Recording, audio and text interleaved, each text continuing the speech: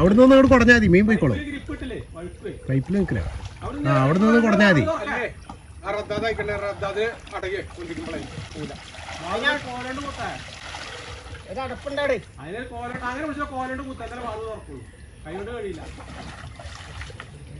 ഈ കാണുന്ന മോട്ടറിൻ്റെ food valve open ആണ് കേട്ടോ. അതെങ്ങനെയോ പൊട്ടിപ്പോയതാണ്. അതിൻ്റെ ഉള്ളിൽ കൂടെ ഏകദേശം ഒരു 1/2 കിലോയ്ക്ക് മുകളിലുള്ള മീൻ കയറിപ്പോയി. അതുകൊണ്ട് മോട്ടർ ജാമായിപ്പോയി നിന്നിട്ടുണ്ട്. ഇപ്പോൾ വെള്ളം മേലേക്ക് കയറണില്ല. ഇനിയിപ്പോൾ ആ മീനെ എടുത്ത് ഒഴിവാക്കിയാൽ മാത്രമാണ് വെള്ളം മേലേക്ക് അടിക്കാൻ പറ്റുള്ളൂ. ഫുഡ് വാൾവിൻ്റെ ഉള്ളിൽ ഒരു മീൻ കയറിയിട്ടുണ്ടല്ലേ, അതിനെടുക്കാൻ വേണ്ടിയിട്ടാണ്.